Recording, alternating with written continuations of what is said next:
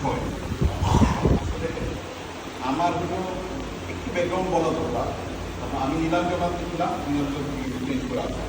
আসলে শুরুটা সব বিল্ডিংয়ের একটু লেসন লার্ন যেটা আমরা বলি, এইরকমই হয়।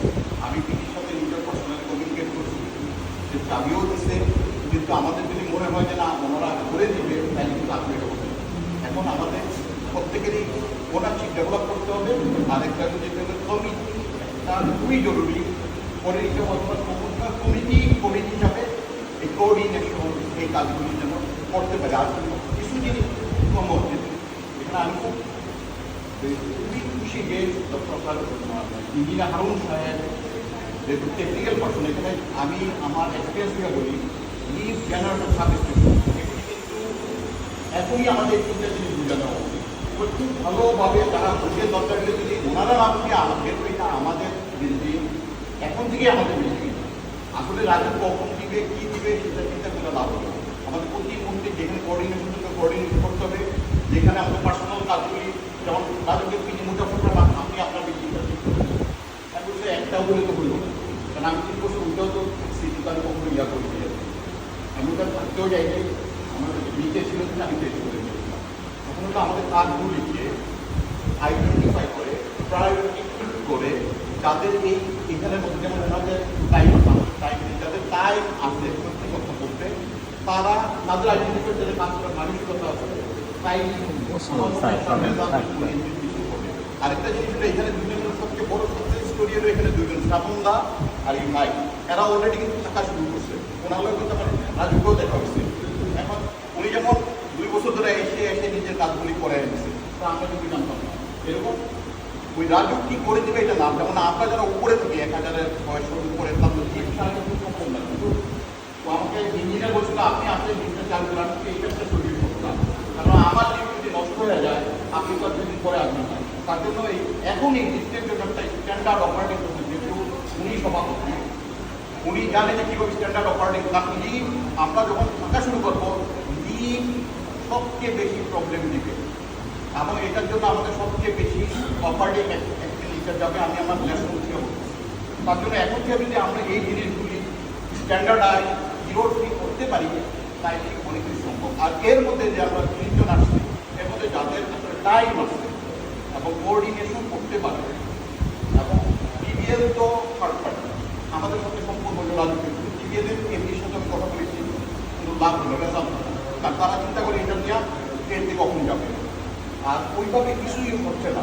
আমি জানি যে প্রত্যেকটা ফ্রেন্ডই প্রবলেম আছে, এবং এই প্রবলেম ইন্ডিভিজুয়াল প্রবলেম একটা, কমন প্রবলেম একটা, কি প্রবলেম এগুলিতে খুব ঠিক করে আমরা যারা বসে তাদের সময় দিতে পারে একটা করে ঠিক করে আমাদের এগুলি আগায় যেতে হবে।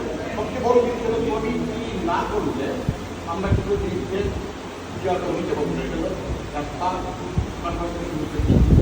আর কিন্তু এখন যেহেতু রাজনীতিরও একটা ট্রানজিশন হয়েছে, কেউই কিন্তু এই জিনিসগুলি আমাদের একটু কনসিডার করতে হবে। করে আমরা কিন্তু আগাই যেতে কথা না বলে প্রবলেম আমার অপরচুনিটিও ক্রিয়েট করে। প্রবলেম আমি মনে করি এইভাবে আমরা আগাই যাবো। আপনার কথা একটু সংক্ষেপ করবেন, যারা এখানে আবহাওয়া ভালো না, খুব গরম, গরম, মানে যারা এক কথা মানে যে একটা ইস্যু আছে, এই ইস্যুটা আমরা না বলে নতুন করে ইস্যুটা আলোচনা করবে, তাহলে আমরা মিটিংটা বিবেচনা করার দরকার নেই। মানে যারা একটা ইস্যু বলে ফেলছে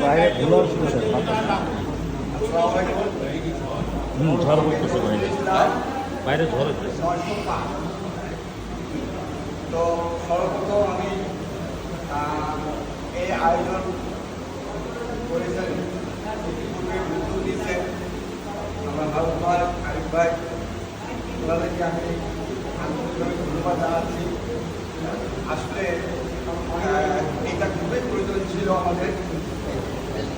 আমরা নির্দিষ্ট প্রবলেম আমরা সবাই বুঝতে পারতেছি, কিন্তু আমরা ঠিক নির্দেশনা পাচ্ছিলাম না যে আমরা কালকে যে জিনিসটা আদায় করে দিচ্ছি। হ্যাঁ, তো আসলে আমাদের একত্রে যদি বাস করি আমরা একটু ভালোভাবে থাকতে পারবো। আর যদি আমার ডিভাইডার হয়ে তাহলে সবাই ফল করে ফেলবো আমরা।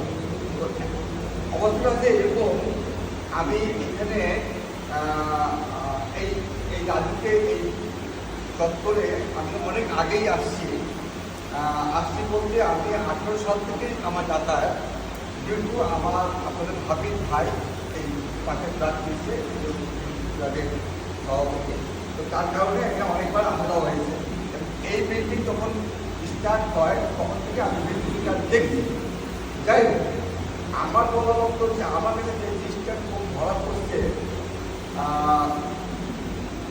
তারা দায়িত্ব নিচ্ছিল আর কি, তারা কিন্তু কাজ করা শুরু করছে ঠিকই, টিউনিংয়ের কাজটা এত খারাপ হয়েছে, পানির টিউনিংটা ভালো করেনি, যে ওয়াল কাটিং করতে ভালো পানি দেয়নি, যারা কালসে কাজ করছে তারা কালসে পানি দেয়নি, এবং মানে কন্ট্রাক্টর তো মনে করেন সেই মিস্ত্রি, আপনার রাজমিস্ত্রি, টাইলস মিস্ত্রি দায়িত্ব দিয়ে তারা কি হয়েছে, কিন্তু এই মিস্ত্রিগুলা এত অদক্ষভাবে কাজ করছে, তারা কিন্তু কোনো গুরুত্ব দিয়ে কাজ করেনি। কিন্তু আমি যে জিনিসটা খুব খেয়াল করছি, আমি আসা যাওয়া করাতে দেখছি টাইলসের কাজ করছে, লেভেল ঠিক মতো লাগায়নি, হ্যাঁ, হয়তো পানি যাবে প্রতিক্রিয়া সেটাও কিন্তু খেয়াল করে না। তারপরে মনে করে যে এই সেন্ট্রি মিস্ত্রি, আরে বাবা একটা কোমর বসাবা, কোমরের যে হ্যান্ড শাওয়ারটা থাকা লাগবে ডান দিকে, দেখা যাচ্ছে ওয়ালে লাগা রাখছে, ও বেসিন দিবে কোন জায়গায়, কমন বাথরুমটা এত ছোট, বেসিন দিছে এত বড়, ঢুকার দরজা হয় না, কতগুলো সমস্যা দেখা গেছে। কমন বাথরুম কোথায় করছি ড্রয়িংয়ের সঙ্গে যে বাথরুমে ছোটো বাথরুমটা, এর বেসিনটা এত বড় দিচ্ছে, ওইখানে কমন দিচ্ছে, গোসলের জায়গা নেই, মানে এরা কোনোই নাই। তারপরে আমি দেখছি খেয়াল করে যে টিস্যু যেটা আগে সাবান থেকে তারা ইচ্ছা মতো দিয়ে দিচ্ছে। আমি চেষ্টা করছি আমার ওটা করার জন্য। যাই হোক, প্রত্যেকটা ফ্ল্যাটে কিছু প্রবলেম আছে, দরজা থাকে, এরা সবাই বলছে সবার বিষয়ে আমিও একটা। তো আমার যেটা বলার উদ্দেশ্য, আমরা মনে করি আপাতত মেজর প্রবলেম আর মাইনর প্রবলেমগুলো আছে। মেজর প্রবলেম বলতে আমরা ইলেকট্রিসিটি, তারপরে জেনারেটর, আপনার গ্যাসের লাইট, সোয়ারের বাথরুমে পানি যাওয়ার, এইগুলো ব্যাপারগুলো খুব গুরুত্বপূর্ণ। এটা হওয়ার পরে মাইনর প্রবলেমগুলো এটা মনে করেন বলে হয়তো করে নেওয়া যায়, কিন্তু আমরা মনে করি সবাই হ্যান্ডওভার নিলাম, নেওয়ার পরে প্রবলেম কিছু সৃষ্টি হয়ে যায়, তখন এই প্রবলেম সলভ করার জন্য আমরা তারা আমাদের কতদিন সাপোর্ট দিবে, এগুলো ব্যাপারটা আছে। মনে করেন বাইরে মিস্ত্রি বুঝবে না সেন্ট্রি লাইনের অবস্থাটা কী, ইলেকট্রিসিটি লাইন বুঝবে না, বাইরের লোকেরা বুঝবে না যে ইলেকট্রিক প্রবলেম কোথায় কী আছে। এটা কিন্তু আমাদেরকে কাজে কতদিন পর্যন্ত সার্ভিস দিবে, মানে তাদের লোকের মাধ্যম দিয়ে, এগুলো কি একটা ব্যাপার আছে কিনা আমার জানা নাই, আমার মনে হয় আছে, এটা আছে, হ্যাঁ আছে। তো এটা খুব দরকার। আর ইনস্ট্যান্ট মনে করেন আমার বাসায় একটা প্রবলেম হয়ে গেল, আমি তাৎক্ষণিক প্রবলেমটা সলভ করতে যে ব্যক্তি যে প্রবলেম হচ্ছে আমি তাকে তাড়াতাড়ি পাবো, এই জিনিসটা আমার খুব জরুরি দরকার, আমার খুব সবারই দরকার। মনে করে হঠাৎ করে একটা বাথরুমের পানি আটকে গেল, যাচ্ছে না, এই যে সেন্টি মিস্ত্রিটা ওই জানে যে কোন দিকে লাইন দিলে দিতে হবে, এই লোকটা তখন কল করে আসবে না, ওই ওকে পাবো কিনা, এটা আমার খুব জরুরি ব্যাপার। এই জিনিসটা একটু অন্যতম সবাই সাথে খেয়াল রাখার জন্য। আর পরিবেশগত ব্যাপার গুরুত্বপূর্ণ পরিবেশ, কারণ আমি দেখছি যেমন অন্য বিল্ডিংয়ের পরিবেশ খুব একটা ভালো লাগে, যে বিল্ডিংয়ের পরিবেশ খুব ভালো সেই বিল্ডিংয়ে কিন্তু অন্যান্য ভাড়াটিও থাকতে পছন্দ করে ভালো।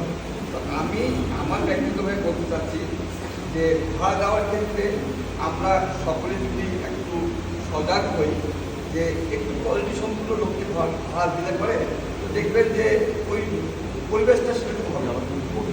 এখানে আমি অনেক দেখছি যে অনেকে ব্যবসা করে, রান্নার ব্যবসা করে, অনেকে আমি করে, অনেকে নানান ধরনের বিল্ডিংয়ের মধ্যে কিন্তু হচ্ছে।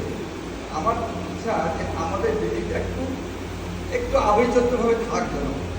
আর পরিবেশ পরিচ্ছন্নতা ব্যাপারটা, এই পরিচ্ছন্নতার জন্য একটা অবশ্যই আমাদের খেয়াল রাখতে হবে, যদি আমাদের ব্যক্তিগতভাবে খরচ করতে হয়, পরিষ্কার পরিচ্ছন্ন ব্যাপারটা একদম সবার দৃষ্টি আকর্ষণ করছে আমি। আর এইটা আর ভাড়া দেওয়ার ব্যাপারটা, যেহেতু আমরা অনেকেই ভাড়া দিব, বলা যায় 50% হলো ভাড়া। এই ভাড়াটিয়া সিলেকশনটার জন্য সবাই খেয়াল রাখবে। অরিজিনাল না আমার পরিবারে আমার খাবার করে দিয়ে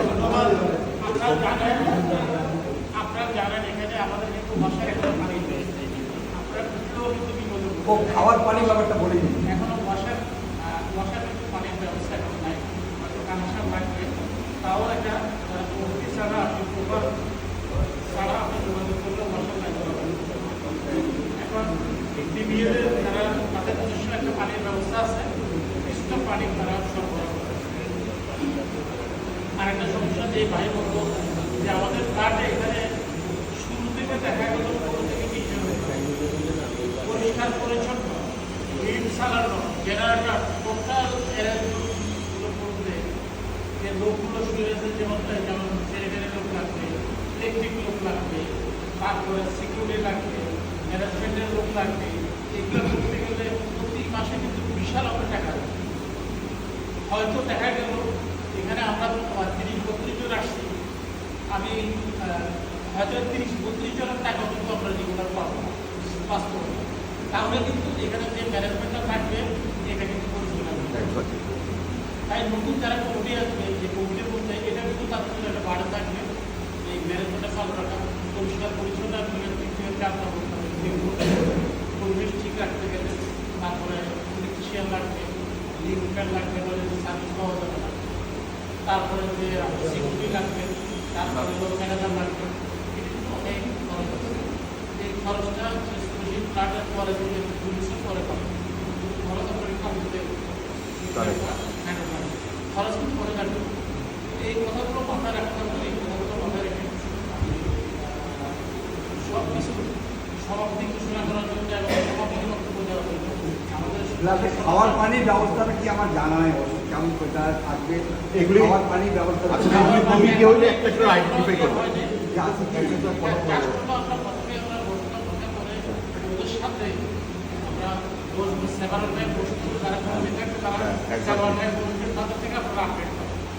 এখন এই মুহূর্তে বললে এটা আসলে বায়োডিও বলা হবে। আমি আমাদের ধন্যবাদ সবাইকে। আমি আমাদের প্রধান সংগঠন ইঞ্জিনিয়ার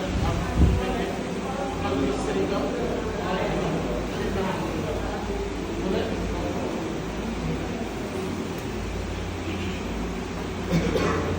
আমি একটু কথা বলবো।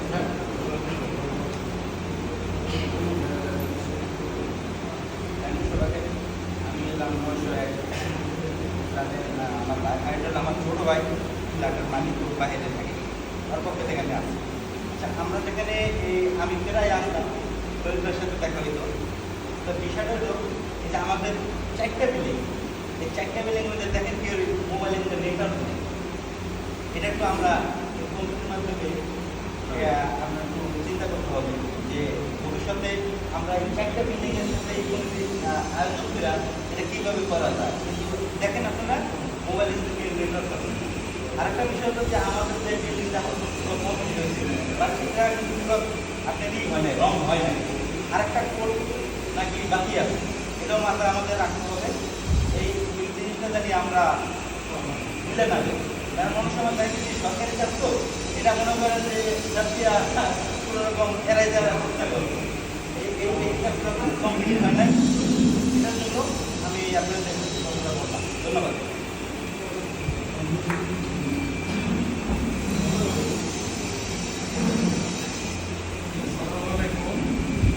উপস্থিত সবাইকে আমার সালাম।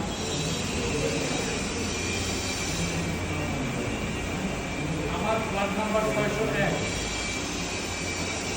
আমি আজকে সেপ্টেম্বর মাস, গত সেপ্টেম্বরে ফ্ল্যাটের সমবায় টাকা পরিশোধ করেছি। বিগত 1টি বছর যাবৎ এই ফ্ল্যাটে আসা যাওয়া করতেছি। বিভিন্ন রকমের সমস্যা, ইন্ডিভিজুয়াল ফ্ল্যাটের সমস্যা, কমন সমস্যা, এগুলো নিয়ে সেভারেন্স টাইম এইখানে ডিবিএলের যে এমডি আছে সে, তারপরে রাজুকের চেয়ারম্যান, রাজুকের যে পিডি মহোদয় আছেন উনি, তারপরে পিডব্লিউডির শনিবারে আসেন, ওনার সাথে পিডব্লিউডির সাব স্টেশন ইঞ্জিনিয়ার আছে, সিভিল, ইলেকট্রিক্যাল এনাদের সাথে বহুবার আলাপ আলোচনা করা হয়েছে। কিন্তু কিছুটা অগ্রগতি হয়েছে, মাঝে মাঝে অসম্পূর্ণ কাজ, যখন যেটা এসে আমরা বলেছি, বলার পরে হয়তো দেখা যাচ্ছে 7 দিন 10 দিন পরে কিছু কিছু কাজ অ্যাডভান্স করছে। তো আমি শুরুতেই বলতে চাই, আমাদের এক ভাই বলেছেন যে কোম্পানির কাজ বুঝে দেওয়ার পর ফ্ল্যাট মালিকদের একত্রিত হয়ে কমিটি করা বা এই সমস্ত ইনফরমেশন বলেছে। হয়তো ওই ভাই জানেন কিনা জানি না, এই যে 4টা টাওয়ার হচ্ছে এখানে, যে পিবিএল যে কাজ করতেছে, এই পিবিএল একটা হলো ডিফল্টার কন্ট্রাক্টর। এখন পিবিএল হলো এখানে কয়েকটা পক্ষ জড়িত, যেমন হলো রাজু, পিবিএল, পিডব্লিউডি, ব্যাংক। এই কোম্পানি ব্যাংকের মাধ্যমে টাকা নিয়ে এই আমাদের এই ডেভেলপমেন্ট কাজ করছে, স্ট্রাকচারের সব কাজ করছে। তো এখন যেহেতু কাজ করে পিডব্লিউডি যে বিলটা দেয়, দেওয়ার পরপরই টাকাটা ব্যাংকে যায়। যেহেতু পিবিএল এর সাথে ব্যাংকের একটা এগ্রিমেন্ট হয়েছে যে বিল, গভর্নমেন্ট কাজের বিল, যেহেতু ব্যাংকের থেকে সে লোন দিচ্ছে, কাজ করতেছে, বিলটা ব্যাংকেই দিতে হয়। ব্যাংকে দিলে তারপরে ব্যাংক তার টাকা কেটে রেখে তারপরে ওকে টাকা দেয়। তো এই কারণে হলো কাজ কিন্তু কাজের কোনো অগ্রসর নেই। তো এখানে এই পিবিএল এর যে যত স্টাফ আছে তারাও এখানে ঠিকমতো বেতন পায়। এইখানে আমি বহুত আগের কথা বলি, 1 বছর আগে আমি আমার নিজের মানে প্রথম গেছি যখন দেখে এসেছি ইলেকট্রিক্যাল লাইন সব করা আছে, পরে আবার 1 মাস পরে একদিন আসলাম, এসে দেখি তার লাইনে বের করে দিয়েছে। তার মানে কি ওই ওয়ার্ডের মধ্যে জিনিসপত্র চুরিও হয়, এরকম ঘটনা হয়। পরে কারা পরে হলো এইখানে যারা কাজ করে বেতন দাদা ঠিক মতো পায় না, কোম্পানি থেকে সুবিধা পায় না, তখন ও বাঁচবে কিভাবে, তাহলে এবার বাঁচবে কি? তো এইভাবে চলছে। তো বাই দিস টাইমের মধ্যে তো আপনারা সবাই জানেন যে মিটিং সাহেব একটা জুম মিটিং করছে। মিটিংয়ে উনি আমাদেরকে একটা কমিটি গঠন করতেও বলছে। বলার উদ্দেশ্যটা হলো যে রাজু তো চায় যেন তেনভাবে কোনোভাবে কি আমাদেরকে বিল্ডিংটা বুঝাইয়ে দিয়ে অবসরে করতে যাচ্ছে। এটা হলো রাজু ভিতরের চিত্র।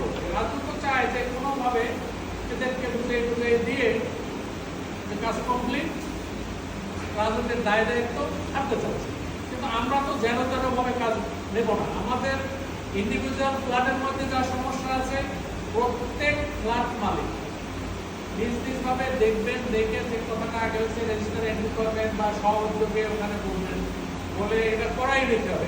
আর কমন যে সমস্ত কাজ আছে, তারপরে যদি আপনারা না পারেন, তখন যদি এখানে একটা কমিটি হয়, তাদের মাধ্যমে প্রেশার দেবো, দিয়ে কাজগুলো আমাদেরকে, এই অ্যাসেটটা আমাদের, এই অ্যাসেটটা আমাদের, যে টাকাটা আমরা এখানে ফেলে রাখছি, সেই টাকাটা যদি ব্যাংকেও করে দেন, তো মাসে অনেক টাকা হবে।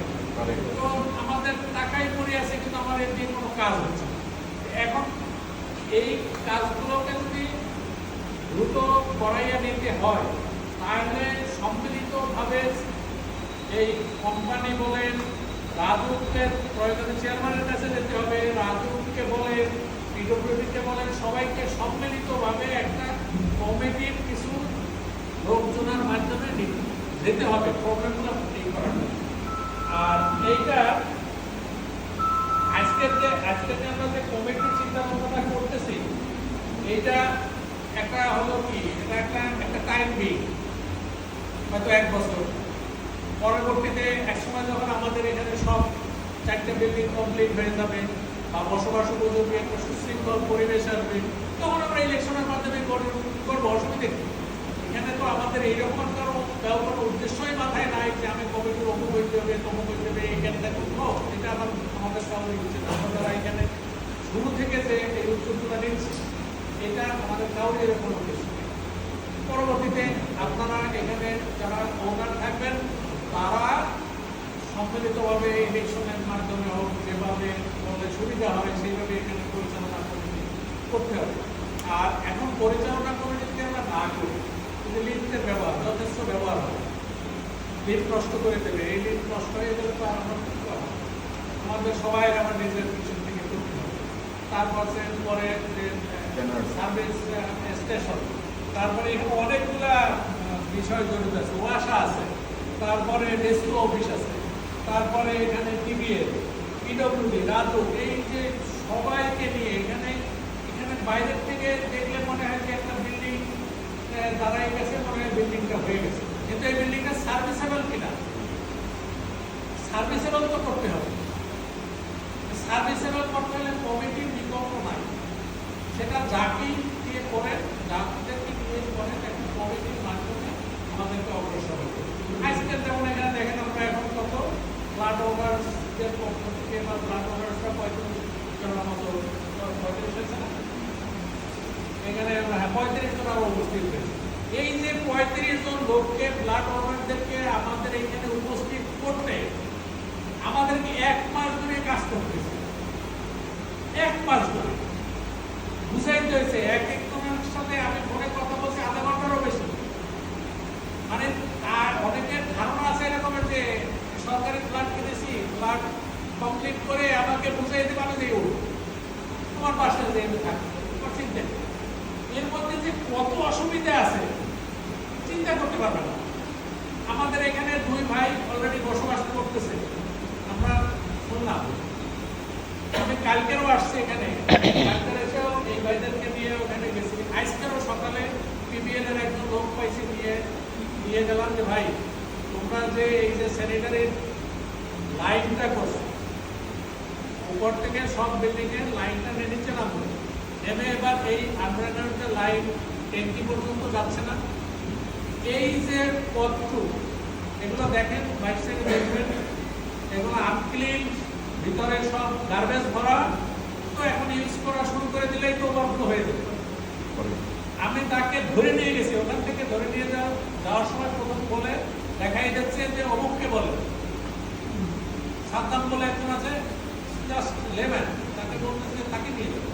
আমি ধরে নিয়ে গেছি যে আপনি কার সাথে কথা বলতেছেন, এখন কিন্তু ঠিক পারেন।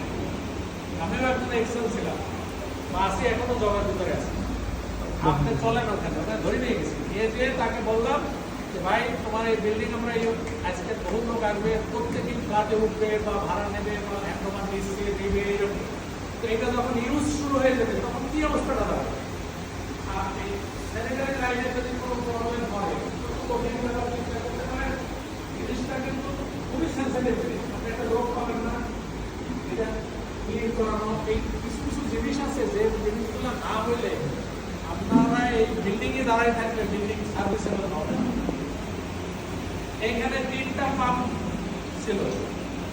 আমরা এই যে সমন্বয় কমিটি করার পরে দেখি প্রথম লাগাইছে একটা, তারপরে এসে এক্সেলকে বলেছি, বলে সাবস্টেশনের তাদেরকে বলেছি, তারপরে লাগাইছে 2টা, আরেকটা, তারপর আবার আসছে। আসার পরে দেখি যে ওই লাগাইছে, ফিটিং করছে, পানি ভেঙে পানিতে একদম ছয়লা হয়ে যাচ্ছে বলেছি। বলার পরে আবার তারপর আরেকটা লাগাইছে, 3টা পাম্প, কিন্তু 3টা পাম্পটা লাগাইছে। এবার পাম্পের তো এবার ঘিরতে হবে, সিকিউরিটির বিষয় আছে, ঘিরতে হবে, গ্রিল ট্রিল লাগানো, এগুলো আপনার বলার পরে তারপরে এখানে সেভার টাইমস আসার পরে বলার পরে আমি আসছি, বলতে আসছি, আরো অনেকে আসছে, এগুলো বলার পরে এগুলো তারা করছে। দেখবেন যে আমার নিজের ফ্ল্যাটেরই একটা কথা বলি, সার্ভেন্ট বাথরুমের যে ভেন্টিলেটর আছে না, তাই লাগাই রাখছে, বাইরের দিকে 2 ইঞ্চি বাড়তি। তো এইটা পিবিএল এর যে এমডি আছে, তাদের ফাইলতে কাজ করে, তাদেরকেও 20 বার বলার পরেও আমি সেটা এখন পর্যন্ত ঠিক করে দিই। তো বোঝেন তাহলে এরা কিরকম হচ্ছে। এদের কাছে যাবেন, একজনকে বলবেন, আরেকজনকে দেখাই দেবেন, আরেকজনকে দেখাই দেবেন, এইরকম এরা করে, বুঝছেন? তো যাই হোক, এখন আমাদেরকে চিন্তা করতে হবে, আমাদের এইটা সম্ভব, আমাদের এখানে টাকা ইনভেস্ট করা আছে, আমাদের এই জিনিসটাকে কিভাবে সুষ্ঠুভাবে কাজগুলো আমরা বুঝে নেব, নেওয়ার পরে দেন আমরা রাজুকের কাছ থেকে আমরা হ্যান্ডওভার নেব। তো এখন রাজুককে তো বলতে হবে যে ভাই আমার এই বিল্ডিং এর এই কাজ বাকি আছে। আমার এক ভাই যে বললেন যে বিল্ডিং এ রং করা হয়নি, বিল্ডিং এর আউটসাইড, এটা দেখেন আমরা তো ওই 3 তারিখের 8 তারিখে যে মিটিং করেছি না, সেখানে আমি ওগুলো তুলে ধরছি এবং রাজুকের চেয়ারম্যানের কাছে আমি যে বলছি, এক ফুট রঙও সব জায়গায় দেয়নি আউটসাইড। ওই যে আপনার এইগুলো আছে, কি বলে, না না, ওই গ্যাস পাইপ যেখান থেকে উঠছে সেখানে তো কার্নিশ অনেক জায়গা ভেঙে ফেলছে, সেটা তো আছেই। তারপরে আছে আপনার এই যে ভয়েডগুলো আছে, ভয়েডের মধ্যে কোনো রঙই করে না, এক ফুটও দেয়নি, এরকম জায়গাও আছে। আর ওদের কাছে যে বললে, পিবিএল কে বললে, পিবিএল এর এজেন্ট কাছে বলে আমাদের সব কাজ হয়ে গেছে, আপনারা বিল্ডিং উঠে পড়ে, আমাদের কোনো কাজ বাকি নেই, এরকম কথা বলে, নগদ কথা বলে। তো এখন এই নগদ কথায় আমরা বিশ্বাসী না। আমরা এখন একটা কমিটি করে সেই কমিটির মাধ্যমে আমরা রাজুকে পিডি বলেন, তারপরে মিডল রোডের এক্সেস বলেন, ইভেন প্রয়োজনে আমরা রাজুকের চেয়ারম্যানের কাছে যাব, আমরা এই এই এই এই সমস্যাগুলো আমাদের সমাধান করে দেন। দেওয়ার পরে আমাদেরকে যেহেতু অনেককে চাবি আপনারা হ্যান্ড ওভার নিতে বলতেছেন, অনেকে চাবি নিচ্ছি বা নেওয়ার পর্যায়ে আছি, তো তারপরে আমরা বিল্ডিং, টোটাল বিল্ডিংটা হ্যান্ড ওভার করে নেব। আর এই বিল্ডিংটা হ্যান্ড ওভার নেওয়ার পরে আমরা এটা বসবাস উপযোগী সর্বদা রাখার জন্য ম্যানেজমেন্ট একটা কমিটি লাগবে। এই ম্যানেজমেন্ট কমিটির মাধ্যমে আমাদের সবাই একত্রিত হয়ে আমরা আপনার এটা পরিচালনা করার জন্য আপনার একটা ম্যানেজার লাগবে, তারপরে আপনার ধরেন ইলেকট্রিশিয়ান বা লিফটার লাগবে, এই লোকটাকে আপনি করতে পারবেন। তারপরে আপনার সিকিউরিটি লাগবে, তারপরে ধরেন আপনার ক্লিনার লাগবে। এই সমস্ত সাপোর্টগুলো যদি আমরা না করতে পারি, তাহলে কি আমরা এখানে বসবাস করি বা ভাড়া দেই, কোনোটাই কোনো পাবো না, কোনোটাই আমাদের সুষ্ঠুভাবে হবে না, এবং আমাদের সম্পর্কটা দেখা যাবে যে একটা পরিত্যক্ত জিনিস হয়ে যাবে। যদি যত বড় বিল্ডিংই হোক না কেন, এটাকে সুন্দর ব্যবস্থাপনা প্রয়োজন আছে, এবং সেই কারণেই একটা টাইপিং কমিটি দরকার। এখন আপনারা কি এই কমিটি গঠনের পক্ষে কি আপনারা সবাই আছেন? আচ্ছা, আপনারা যদি থাকেন তাহলে আমি যেহেতু এর আগে সমন্বয়ক ছিলাম, আমি আজকের পরের থেকে সমন্বয় কমিটিতে, আগের যে আমরা একটা সমন্বয় কমিটি নিয়ে এতদূর পর্যন্ত যেহেতু আগাইছি, সেখান থেকে আমি অব্যাহতি নিলাম। এখন নতুন একটা কমিটি গঠন করার জন্য আমি আমাদের মধ্যে একজন মুরব্বী আছেন, সর্বজন শ্রদ্ধেয় জনাব মোহাম্মদ রহমতুল্লাহ ভাই, উনি হলেন 1402 ফ্ল্যাটের মালিক। ওনাকে আমি স্টেজে আসার জন্য অনুরোধ করছি, এবং ওনাকে আমি প্রধান নির্বাচন কমিশনার হিসাবে ঘোষণা করছি। উনি আরো দুইজন প্রতিনিধি উনি হাউসের মধ্যে থেকে নিয়ে উনি একটা কমিটি, একটা টাইমিং একটা কমিটি আমাদের তৈরি করে দেখ, যার সেই কমিটির মাধ্যমে আমরা আগামী বিল্ডিংটা বুঝে নিয়ে বসবাস করার উপযোগী যাতে আমরা করতে পারি। সবাই আন্তরিকতার সাথে যাতে এই কাজগুলো সম্পন্ন করে আমার সম্পর্কে আমরা রক্ষণাবেক্ষণ করতে পারি, এরকম আমার একটা কমিটি তৈরি করে দেয়। ভবিষ্যতে আমরা যখন সব 4টে বিল্ডিং এখানে একেবারে ক্লিন সুন্দর পরিবেশ আসবে, দেন আমরা ইলেকশনের মাধ্যমে আপনারা এই বিল্ডিংয়ের কমিটি গঠন করবেন। এই জিনিসটা আপনাদের কাছে আমার এই অনুরোধ রেখে আমি সবাইকে শ্রদ্ধা আমার সালাম ও শুভেচ্ছা দিয়ে আমি আমার বক্তব্য শেষ করছি। ব্যবস্থা আছে,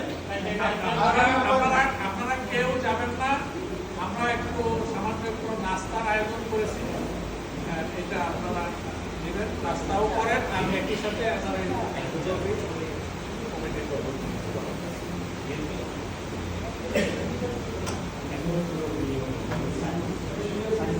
সাইন যারা করেন নাই করেন, যারা সাইন করেন নাই